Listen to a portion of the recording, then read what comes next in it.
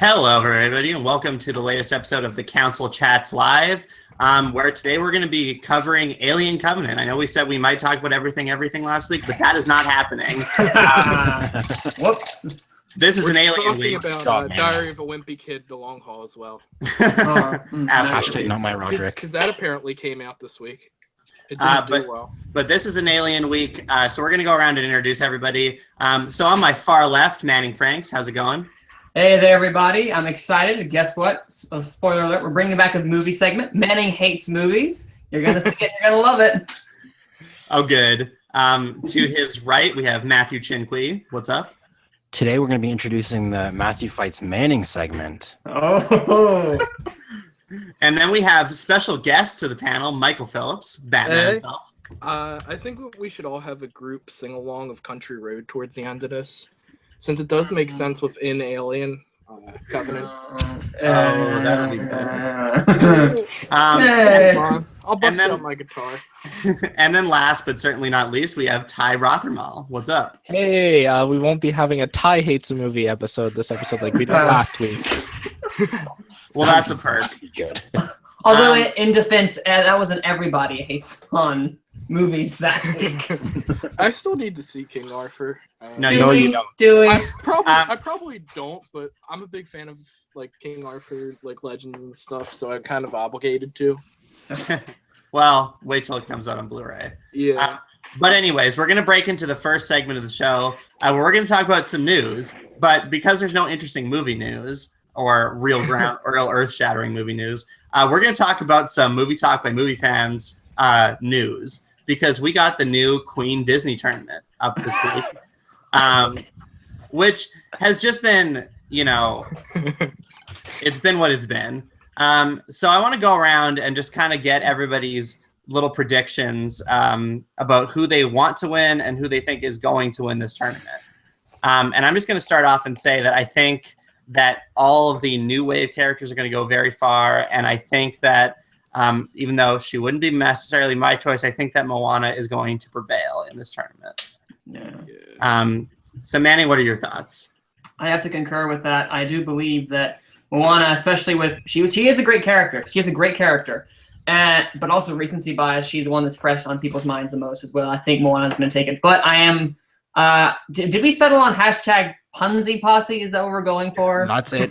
Ryan doesn't approve for some reason, but he's not. Let's all okay. I've heard both Punzel Posse and Punzi Posse, but whichever one works. We're all under the same banner of Rapunzel. I'm going for her because she is still my favorite princess. I am biased for that regard, so we'll see what happens though. Yay. Matthew. Yeah, I'm with Ryan. I mean, I started that hashtag, so if anyone insults it, like that's a personal insult to me. But on the other side of the bracket, there's also Lilo from Lilo and Stitch, who technically isn't a princess, but she's in there. And that's one of my childhood movies, and I love that character and I love that movie, so I got to cheer for her.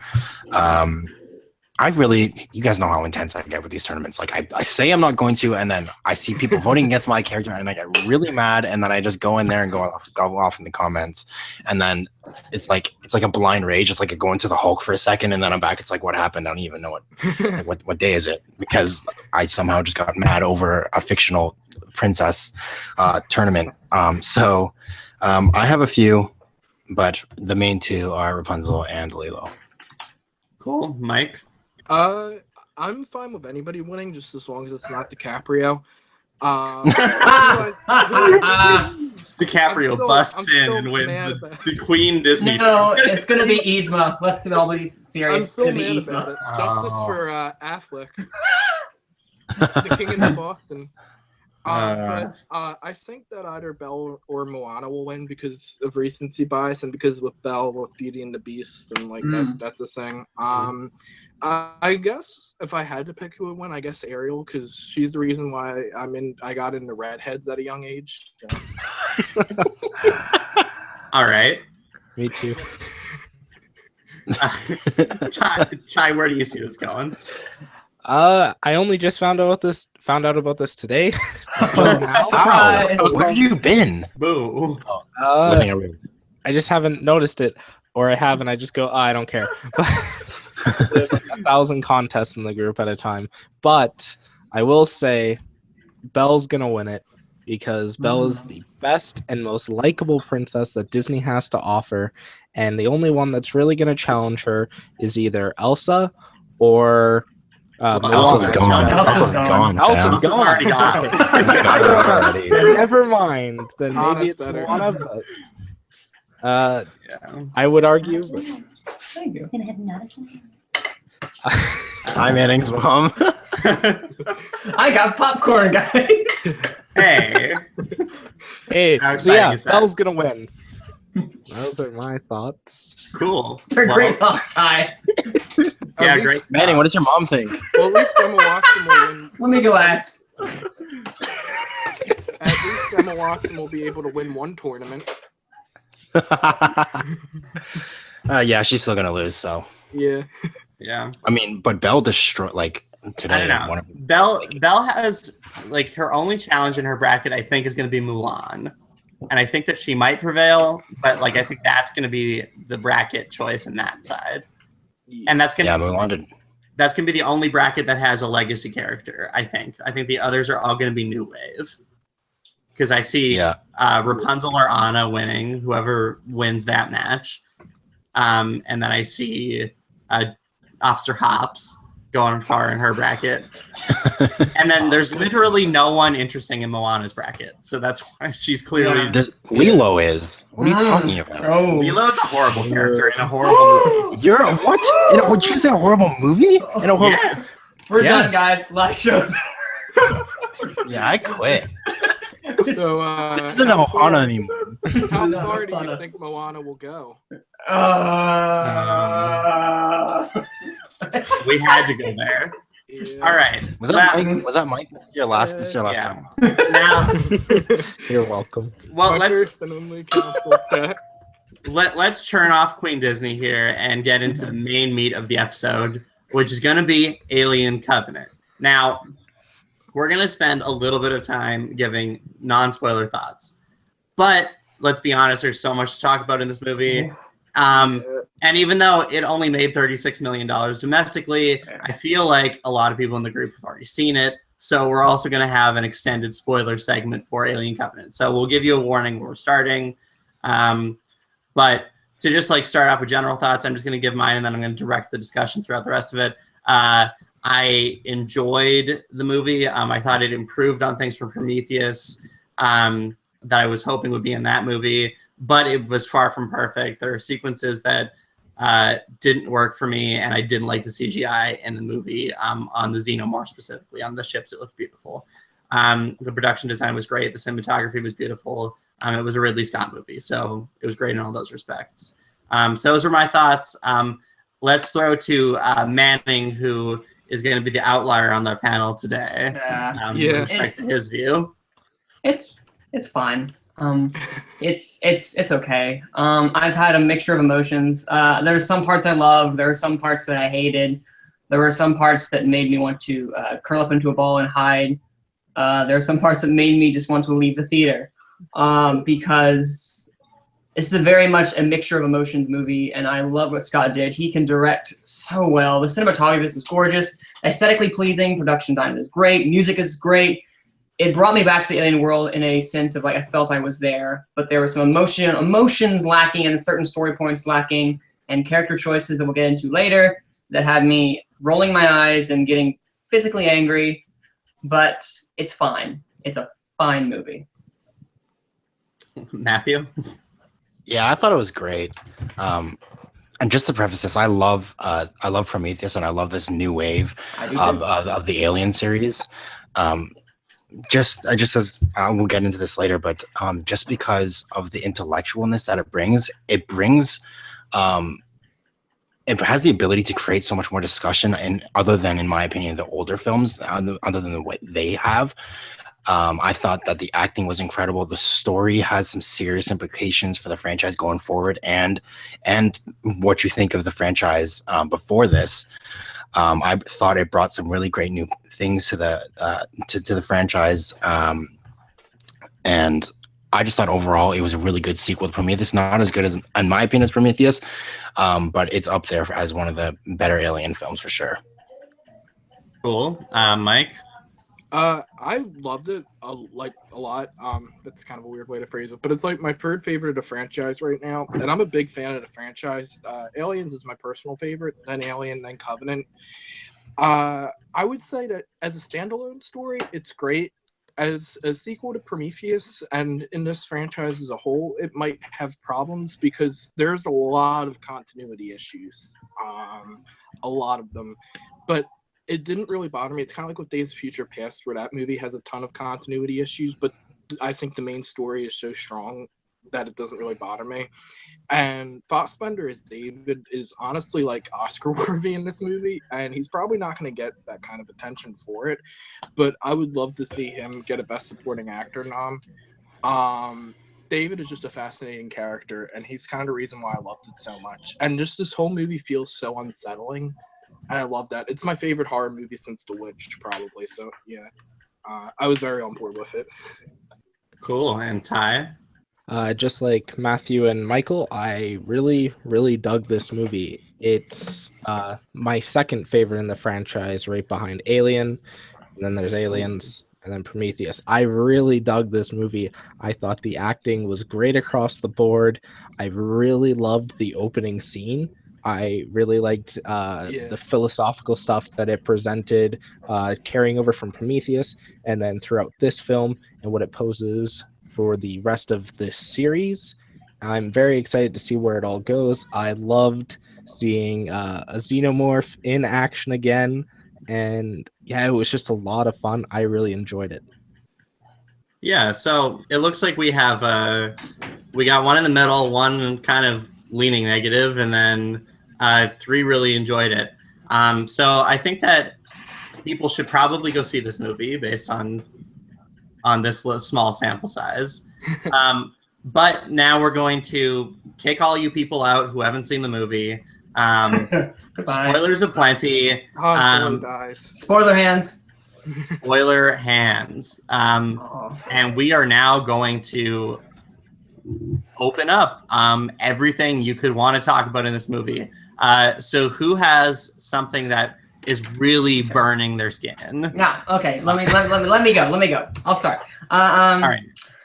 The acting would be very good if the characters didn't make such idiotic choices. I don't want to go into hibernation. Let's go to this planet we've never seen before. It's habitable. You have a mission for 2,000 people. 2,000 people there that are in hibernation to go to a Pacific planet, and you go off somewhere else because it's supposed to be better. Don't take these stupid risks like this, guys. Okay. What are you doing? All right. Wait. Fair, though, they do say that Billy Crudup's character is kind of unprepared for this. Like, he didn't really expect to be making these big decisions. Like, I kind of had less, like, even though I like Prometheus a lot, I had less of a problem with some of the dumber decisions in this movie than I did in that movie, because he did not really know what he was getting in for. He thought James Franco was going to be doing all this. But, yeah. And they also do that in Interstellar as well, so. And they're also going there because they have that signal. They're gonna go and try and find the person who's there. That's also part of it too. You can't just leave someone alone on a planet, man. You have a mission. But if you can help someone, then that's good. They're trying to be good people. They're people first. Yes. Man. If it was just them, just the crew, yes, totally do it. You have a mission of 2,000 innocent lives that are supposed to be there, and you go risk it to save this one person you don't even know is there. Well, to be fair, they don't really risk it. You're not really risking lives. They weren't expecting to bring them to the planet. They just brought down a little shuttle, and they were going to investigate it themselves. But the 2,000 other people that were in hibernation, they were never supposed to come down to the planet. Look what happened. Look what happened. And the 2,000 how could they anticipate that? That's why you don't. You don't take that risk. You do not do that. Okay, they didn't take let me say that. Okay, having stupid crew members is a staple of the Alien franchise. They've all been stupid. I don't know what kind of tests you have to pass to getting up into space in the Alien universe, but there is obviously no test because they're all stupid. And I will say, but at least the ones there are likable. Okay, Hicks is likable. Houston's likable. Vasquez is likable. Okay, I didn't care for any of these people outside of Daniels. Okay, because they just could not. Who? I care for Tennessee. Tennessee was fine. It's because he's Danny McBride, and he had some sort of. I felt for Billy Crudup because he hated him so much. He didn't know what he was doing. He was unprepared. But I didn't. Sorry, go ahead. I'm gonna. It's okay. My anger. Is Daniels Ripley 3? Yeah. Yes. Okay. Yes. Yeah, Danny. I was glad that she wasn't as Ripley-ish as I thought she'd be. I'm so glad she wasn't Ripley's mom. I'm so glad. Oh yeah. Those I didn't think they were gonna go there. I didn't even hear that theory. I want to defend Billy Crudup's character for please, because please.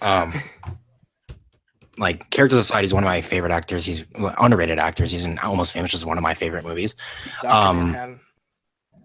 Yeah, and Henry Allen. Yeah. We all know the controversy about that, but he, like Michael said, he wasn't prepared to be captain. He wasn't ready to make those decisions, and he just lost one of his good friends. Yeah, I think while in those pods, nobody wants to go back in there because remember what happened last time? They all went to sleep expecting to wake up how many years later at this new planet where they're ready to lead, and all of a sudden one of the crew members is dead, and all of a sudden this guy has to lead, and nobody wants to listen to him because they're all suffering from PTSD from seeing their captain burn alive when this really should have been a really easy mission. Plus, on top of the distress signal, a habitable planet that looks perfect, and they really don't want to go any further now, don't want to take any more risks. I think that's justifiable enough why they went to that new planet. And accompanied by the John Denver song "Country Roads." Exactly. You know, they're being called home to this place where they belong. Country, gotta go away. Sorry, country. Gotta go. I do have a question about that because they say David sent that signal, but it was Shaw singing it. Did he force Shaw to sing it, or was Shaw singing that signal before, and David just used it after she was dead? I don't know. I guess they didn't show any propensity for Shaw to be singing 1970s music in Prometheus, but. She's Star-Lord's daughter or something.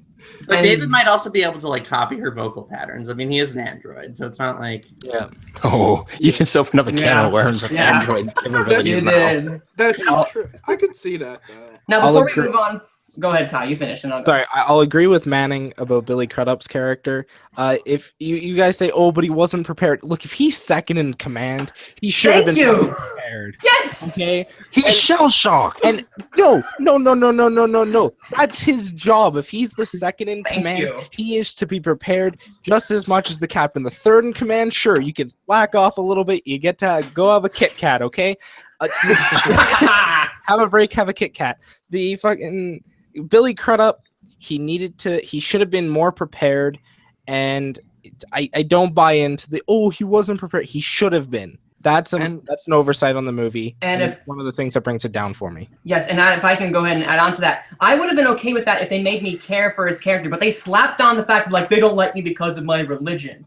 And as someone who's a Christian myself, I found that offensive because it's like, you can't just say that and just make us believe it. Show, don't tell. Make us believe they have distrust with him because he just felt like this jerk going around like, yeah, well, don't do that. You know, don't do that. Make me feel for his character. He just had these swollen looks with his wife like, they don't like me. I don't believe that. It's kind of a shame that they did cut out the prologue scene. Yes. Because they do establish that Billy Crudup doesn't get along with the rest of the crew. Because I think he says he doesn't get along with Tennessee in that, and he's kind of like the outlier, like among them. And maybe that could have been interesting if they set that up. I think that they should have showed both prologues before the movie. Yes. For people that haven't seen it, or just included them in the movie. Because it's really confusing. It would be not seeing the prologue down in the movie. I've seen the prologues many times, analyzed them before the movie, so like I didn't have a problem with that. But like if you didn't see them, you're missing a big part of the story, and that's really unfortunate. Speaking of the prologues for a second, so the first prologue, the dinner one. Why am I forgetting what it's called? Last Supper. Yeah, Last Supper. Yeah. Last Supper. Oh. That's not subtle at all. That was directed by his son, Luke Scott, who was second unit director on this movie. Now, there's a sequence planetside where they're in the ship, like getting chased by the alien or whatever. after you get the backburster, and that didn't feel like Ridley Scott at all. That felt totally Luke Scott and totally like Morgan. Did anybody else feel that way, or is this just me overanalyzing? Which scene? Which scene again? Sorry? The scene where the backburster exomorph is like chasing the person down the hallway or whatever. Oh yeah. Like it just felt so jarringly differently directed from the rest of the movie. It reminded me more of Alien Free when you see the dog or yak in whatever version you watch Alien come out. Yeah. Yeah, Ox Alien or whatever. Yeah. Anyways, that was just a thought I had. Well, see, stuff like that. Oh, can you go ahead, Mike? No, you go ahead, because I was changing to another topic. You were probably on topic. I was going to be in. I'm just going to add on to that. See, even though, now that you mention it, yes, it did feel different. But the suspense, I'm going to need to praise the movie now, because the suspense in this movie was there. I was still on the edge of my seat for most of this film. Even if I didn't care for the characters, I cared enough, because Ridley Scott is such a good director that I was still kind of biting my nails, hiding in my little jacket, because, I'm a scaredy cat. But it was still really good.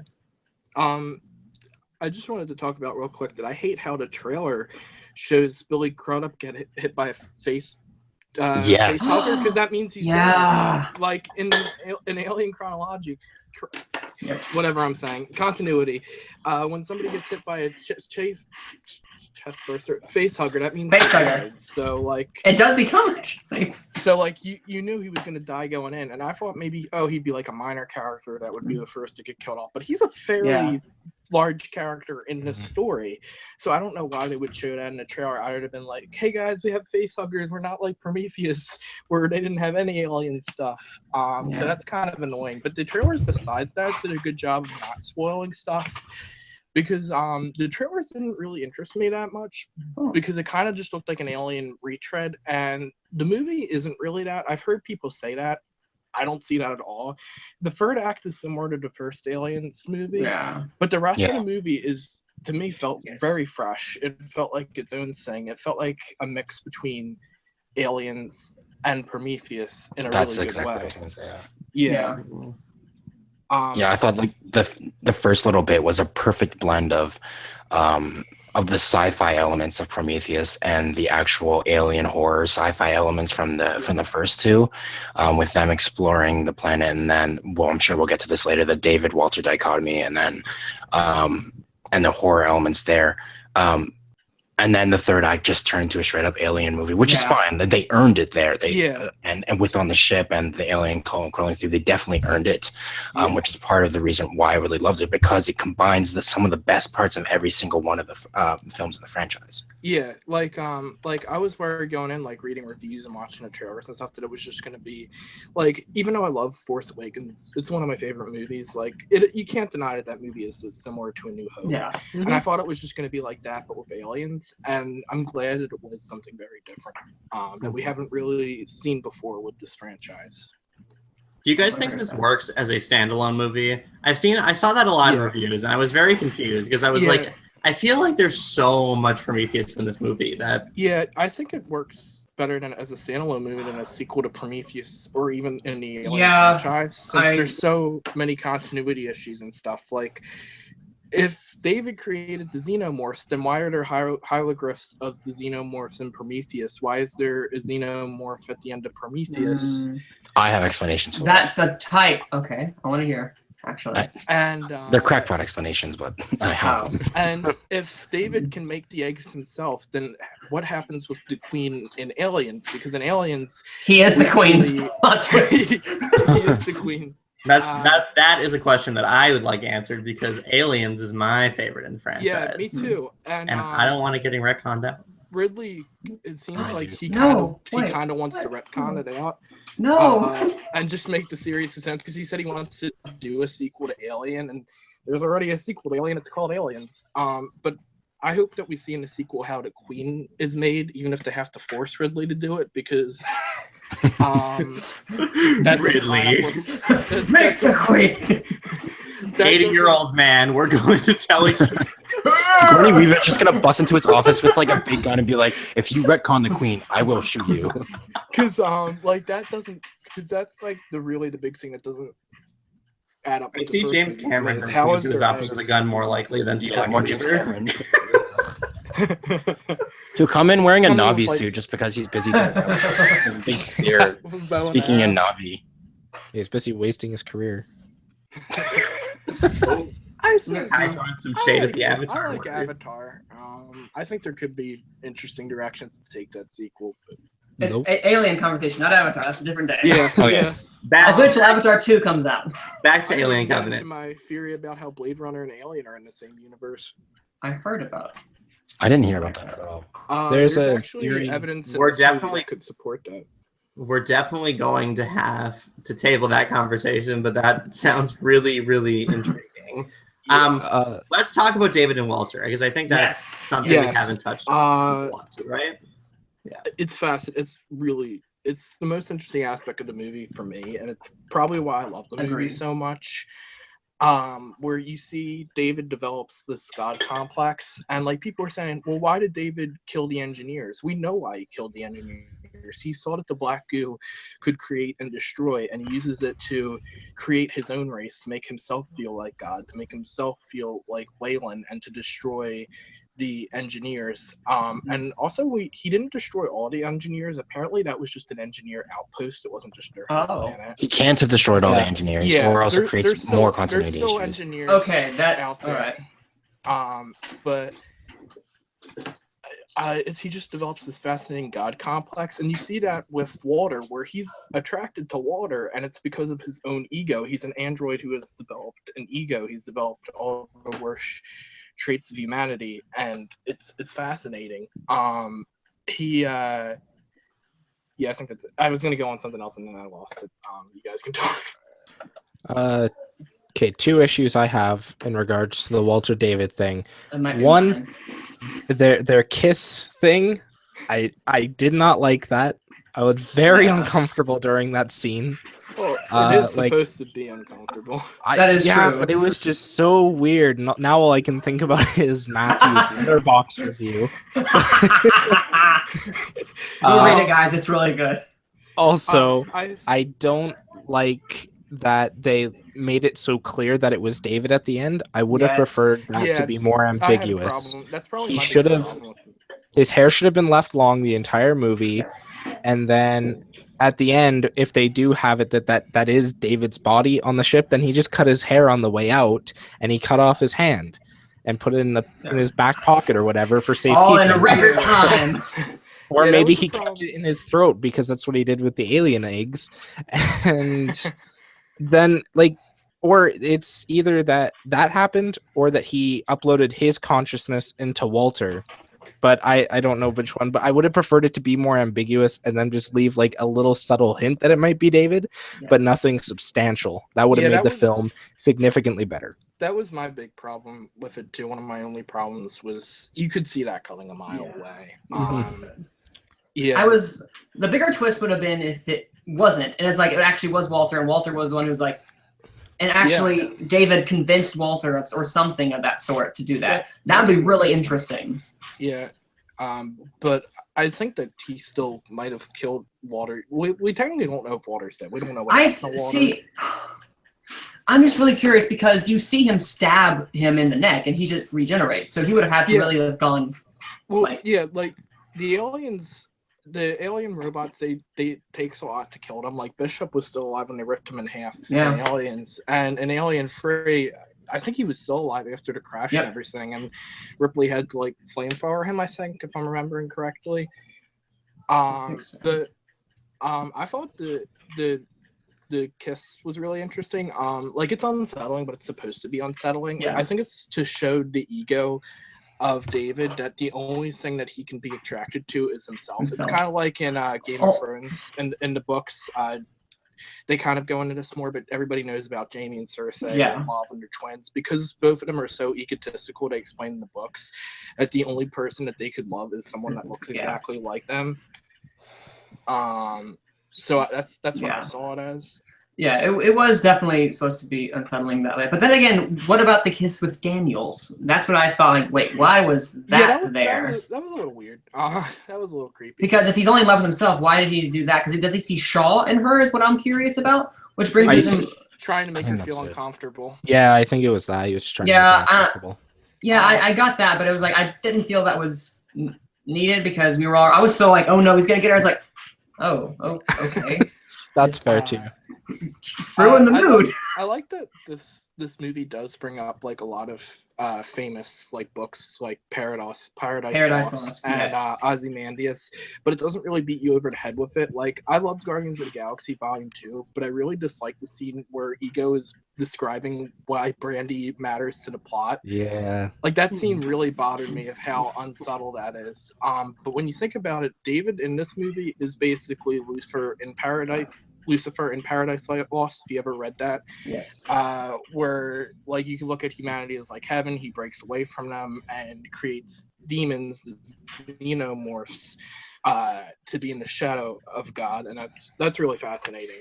And it was originally going to be called Alien Paradise Lost. I wish I would have done that, but that's a bit on the nose. Yeah, it would have been like just Ego describing why Brandy matters to the plot of Guardians of the Galaxy Volume 2.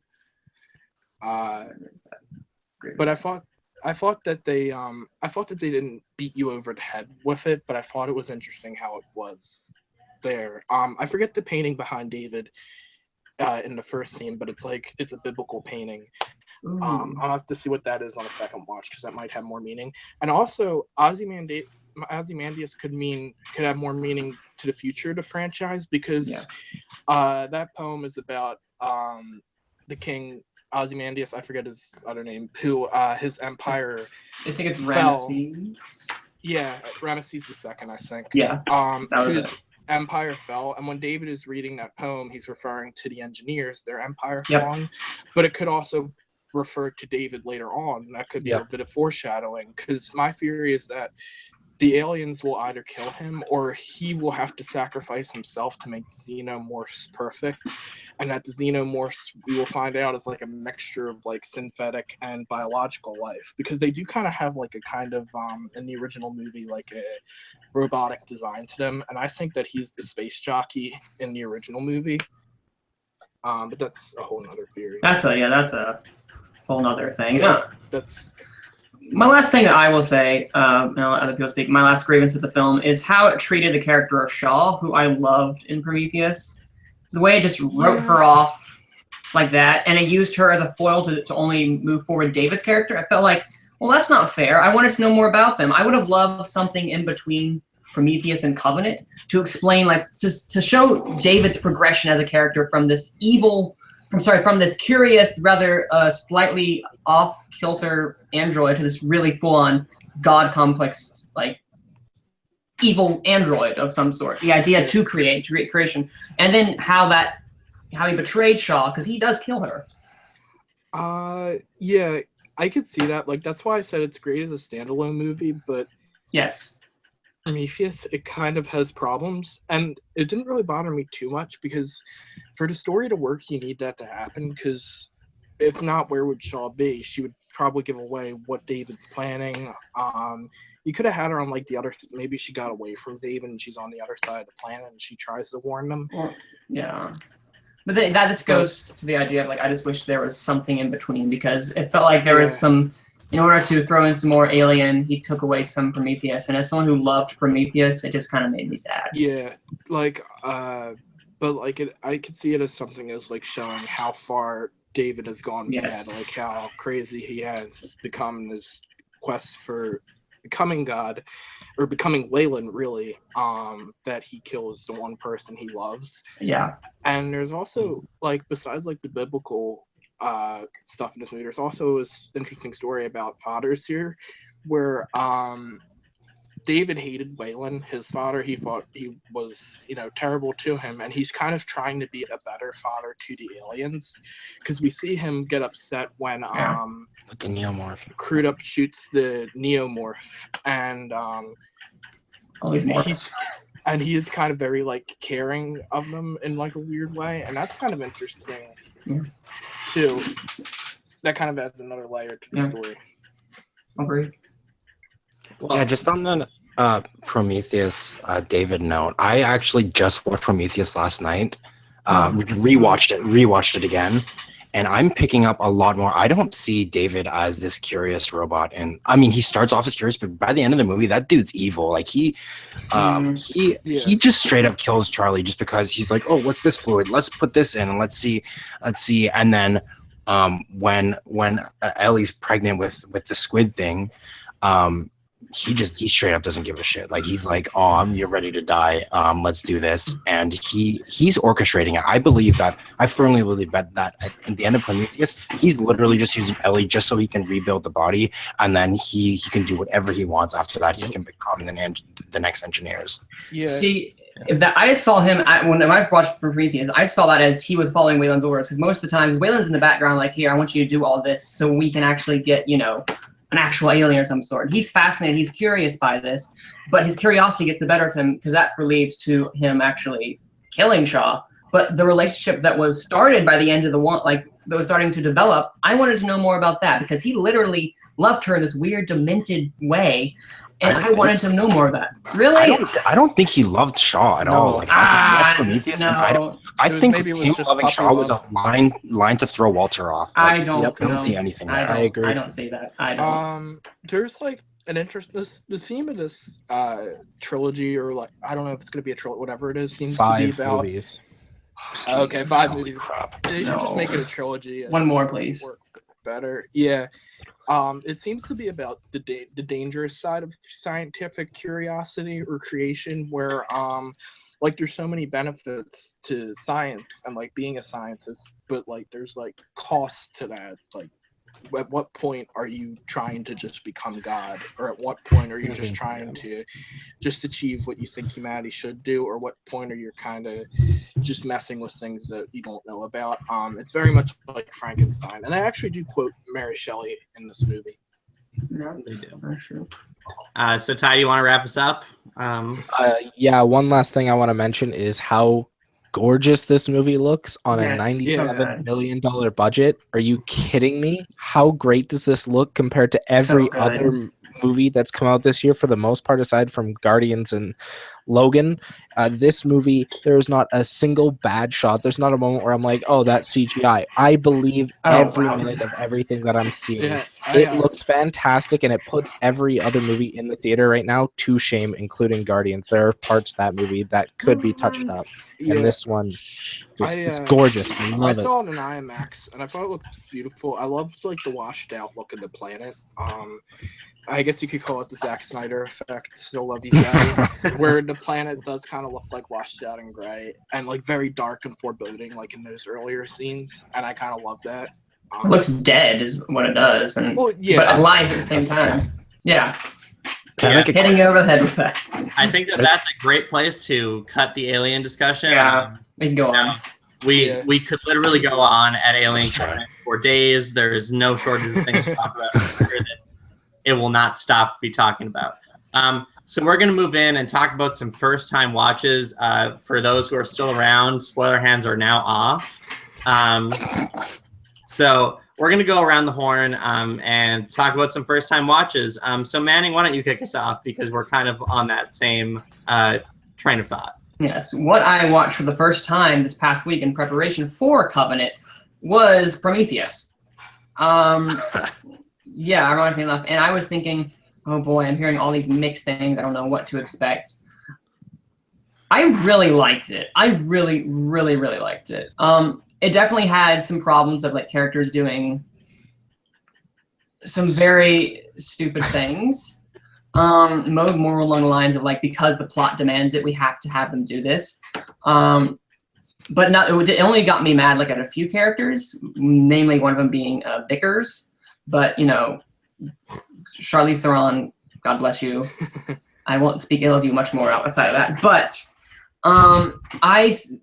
it did something really new to the Alien franchise. As someone who loves Alien and loves aliens, and is still not sure what to think about Alien 3, I need to watch that again because I was still upset after the... they do something in the beginning that I was upset about, but that's not the point. I haven't seen Resurrection yet, but Prometheus did something that I didn't. Resurrection. Don't. I have to. Awful. I have to. I'll never forgive Josh Whedon for that. I don't care. Sorry. Oh yeah, he wrote that. Anyway, sorry. Anyway, It's awful. but I thought Prometheus was run really well. His characters did some strange things. I know that. I'll put that nicely. But it did a way that made me actually care about the main character of Shaw, who I remember did some really great things there, and then introduced us also to the origin of David, whom I thought was an incredibly compelling character, even from the beginning. I loved how it was shot. I loved how it looked. It answered some really ideas of the creator and the creation and the dynamic between that. And overall, I thought it was a really great entry into the Alien franchise. Cool. 4 out of 5. I agree. I Matthew, let's go on to something completely different. And that was something. So my first time watch was Manhattan, and a lot of the first time watches for the show, I really liked them. This one, I hate it. And usually I try to separate the actor or the actor/director from the person. But for this film, it's a Woody Allen film. For this film, it is so hard to separate them just because I know the allegations surrounding Woody Allen. I know who he's married to in that disgusting relationship, and it really shines in this movie. This movie is about Woody Allen's character, who is like a 42-year-old dating a 17-year-old in New York, and him falling in love with the mistress of his best friend, who everything, all of that creepy stuff aside, is just she's a pretentious douchebag. They're both pretentious douchebags. This movie is just a slog to get through. The dialogue is just name dropping this. I don't know who this is. It's like Freudian, whatever, big words that I don't really care about, and it really hurts my brain. And I mean, I'm not like the dumbest guy, I'm not the smartest guy, but like seriously, I was sitting here, I had to pause it every moment and just search up who are they referencing here. It just, a lot of the dialogue came off as these two elitist people, these elitist hipsters in an era pre-hipsters, who sounds like early Woody Allen. they belong with each other. The two characters belong with each other because I don't think anybody else can like them, because they're just going on about how they hate this, how they hate this. Oh, this is overrated. Oh, there's also snooty, and it was really frustrating to watch because this movie was a movie by all rights I really should have loved. I love Diane Keaton. She's one of my favorite actresses, and I managed to just hate her character. She was the worst character in this movie. And that coupled with Woody Allen's things outside of film, and the way that this was reflected in the film, and a film that's supposedly based on a true story, which makes it even more disgusting. This just solidified that I'm really not the biggest fan of Woody Allen. As a director, I think he's a good director, but as an actor, I can't stand him. He plays the same person every movie, and the same really annoying person every movie, and quite frankly, I found it disgusting. Okay, so I'm sensing a thumbs down on Manhattan. Yeah. But let's move into something that, well, I hope is a thumbs up. Michael, what do you got for us? I have 2 first-time watches this week, so I'm only going to talk about the one because the other one was 50 Shades Darker. It's awful, and I don't want to talk about that. No. Let's talk about that. Let's the other avoid one that. was Silence of the Lambs, which is excellent, and also about a serial killer like 50 Shades Darker. But it doesn't, try to make them like attractive. But I watched Hannibal, this TV show, not the movie, before I watched Silence of the Lambs, and I don't really have a preference between which Lecter I like better, because the Mads version is really great. Mads Mikkelsen plays him in the TV show because of how subtle he is, but the Anthony Hopkins version is great because of how unhinged he is, because in Hannibal, it's before he goes to prison. In Silence of the Lambs, he's already in prison, so he doesn't really have to hide that level of crazy anymore. And it's really fascinating, and he's just like one of the greatest villains of all time. It's such an unnerving movie. And I think Jodie Foster doesn't get enough credit for her performance in the movie. I think she gets overlooked because of how amazing Anthony Hopkins is, but she gives a really excellent performance too, and I really liked her character. And yeah, it was great. It entered my top 100 of all time because it's just a near perfect movie. Yeah, awesome. And Ty, why don't you close us out of our first time review segment? I watched Mississippi Grind, starring your boy Deadpool, Ryan Reynolds, and your boy director Orson Krennic, Ben Mendelsohn. And it's about gambling, and it's directed by, Anna Bowden and Ryan Fleck. Anna Bowden and Ryan Fleck, who are directing the upcoming Captain Marvel movie. And I watched this mainly to kind of get a feel of what their directing style is like. And let me tell you, it told me nothing about what they're going to do with Captain Marvel, other than the fact that they're good with characters and making them kind of likable. You enjoy seeing what these two characters are doing throughout the movie. It's fun sometimes, and then other times it's kind of like, oh, Ben Mendelsohn's quite pathetic as a person. Does he release the Garrison? He definitely released the Garrison in this movie. I would agree with that statement. Deploy the Garrison. Overall, it was a pretty good movie, and it didn't really give me much of a feel for what they're going to do with Captain Marvel, other than they'll probably do good characterizations of everyone in the movie. So I still look forward to see what they're doing, but this didn't give me what I was looking for, if that makes sense. I still need to watch it. It's on the list. We stand here. Thank you, everybody, for your beautiful first-time reviews. So we're going to close out the show today with some little last man standing. So to change it up, because, last man standing is almost always with, and by the way, for anybody who doesn't understand this game, we're going to be going one by one. Everybody's going to have to name a title of a movie that this person was in. And the last person surviving will be the winner. I'm a little nervous. The first figure that we have in our last man standing today, I wanted to choose because this person is particularly relevant this week, and I wanted to start with someone who wasn't an actor or actress because I feel like we do them all the time. So we're going to start with the great knight, Sir Ridley Scott. Yes. Who has quite the resume. So I might actually be good with this. So this should not go too badly. So why don't we start with Manning? Okay. Chomping at the bit. Yes, I will say one of my favorite films of all time, Gladiator. Gladiator. Me next. I'll do Blade Runner. Oh. Ooh. All right, Michael. Thelma and Louise. Cool. Ooh, nice. Ty. The Martian. Cool. Thelma and Louise. Thelma and Louise just got said. Oh, it did? Yes. Who said that? Oh, then Black Hawk Down. Black Hawk Down. That's not mean he's out. Come on. Well, no, I can name it. I didn't hear that. I'm sorry, okay? I'll give you the one mistake, but don't make I've it never. again. Yes, sir. All right, I got one. Thelma and Louise. All right, Matthew. Alien. Michael. Is it a cheat to say Alien Covenant? Nope. Okay, then Alien Covenant. Exodus, Gods and Kings. Cool. American Gangster. Cool. Prometheus. Cool. Michael. Matchstick Men. Ooh. All right. Good catch. That is a good pull. Robin Hood. Yep. Manning. This might be where I make my less than graceful exit because I don't have one. Oh. Yeah. First one out. First All one right. out. Matthew. I love Ridley back on Scott. track? Did he do the Adjustment Bureau? Was it? I remember. I don't believe the Counselor? He did the Counselor, but not the Adjustment Bureau. Okay, well, I kind of said Adjustment Bureau first, so I guess I'll bow out. Yeah. I remember.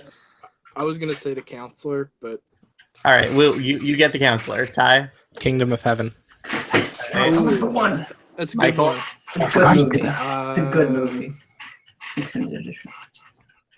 I'm probably gonna think of one like right after this, but Same. nothing's coming up right now.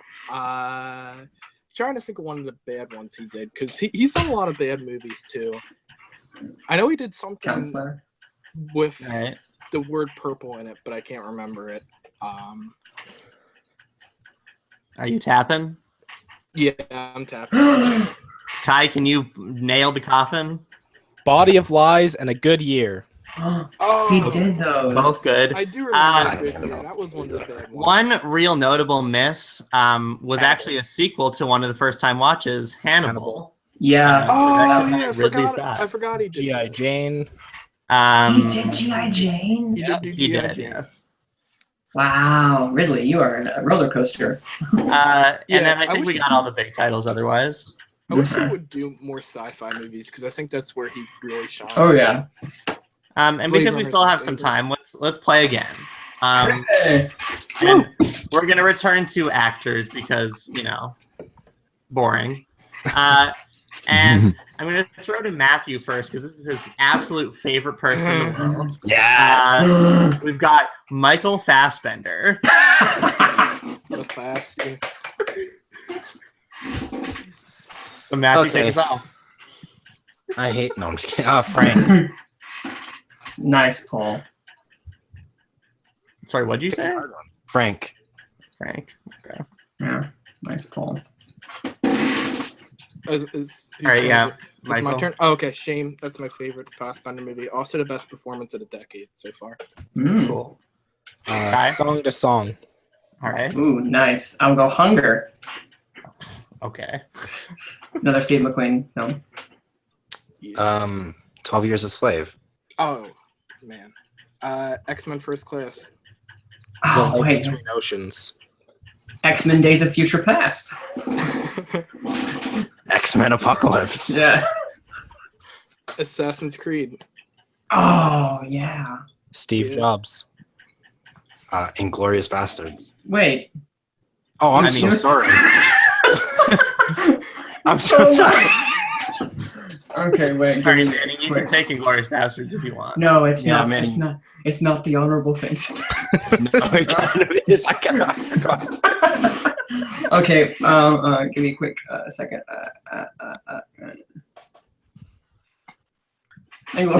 No, I don't want to do it. It's not the honorable thing to do. Manning, just take it. No, I won't do it. I won't do it. I will come up with one. If you don't say it, I'll say it. Well, no, Matthew's got to say it. Yeah, Matthew's definitely going to say it if Manning does. Am I allowed to give you a hint? No. No. Oh, You're okay. playing against him. You want to win. Oh, yeah, it's true. That's how games work. Just take it. I'm I taking won't it. lose on Glorious this one. Bastards. Just take There we it. go. There we go. Wait, what did you say? Glorious Bastards. Okay. I'm sorry. Light Between Oceans. He said that was said. That was sad. What? Got him. Yeah, that was... And I guess I was gonna lose then. All right, Michael. 300. He was in that. He had a minor role in Oh, that. he was. He was. Yeah. Ty. Macbeth. All right. Ooh, Manning. that's a good one. Bye. I don't have Michael? one. Our Hidden Lives. That's the movie where him and Sheev, That's what that clip's from. Okay. Yeah. I've Okay. seen the Oh, clip. that was from Shame. Slow Nah. West. TV movie, but all right. He's in Slow West too. The TV Ugh. movies. TV movies count, right? Okay. Yeah. Oh, is it on me? Yeah, it's now back to you after Slow West. Okay. Alien Covenant. Can I say Good that? call. Oh shit! How did we? Oh my god. Ty. The Counselor. Also good. Michael. There's a big one you're Prometheus. Yep. Did we say Prometheus? We Okay. did not. Ty. Okay, we're good. Haywire. Sorry. Ooh. Haywire. Another great pull. Well, we did all the X-Men ones, right? Did we? I'm trying to think of any obscure movies he did. We did. Think them all out. All right, Ty, can you win it? Jonah Hex. Oh, And Andy can. Wow, impressive. Who remembers I that was gonna say movie? that earlier. Ty does. All right. It's a really bad movie. So we've seen two real good games. Now I'm ready to see a real bad one from all of you guys because this one is surprisingly different. Or I had a tough time when I was going through it. Uh-huh. But he's in a lot of movies. So we're gonna do one more. We're gonna start with Michael, and we're doing Danny McBride. Oh, never mind. Pineapple Express. Yep. Your Highness. Yep. He's an Up in the Air. I'm so glad you didn't take mine. I only have one. This is the end. Seriously, it Up in the Air. What? Yes, apparently. Up in the Air is good. All right. This is the end. Is the only one I have. I don't see my Danny McBride. You're safe this round. Michael. Alien Covenant. Perfect. Ty. Sausage Party. Yep. Oh, damn it. Super bad. Yep. Fuck, I'm just gonna guess. Is he in the interview? Please be in it. Nope. I do not believe he was in the interview. No. He was not. All right, Michael. Matthew's now out. I think I'm done because I don't really see many comedy movies and I can't think of anything else. You are now out. Ty. The Angry Birds movie. Yep. Manning.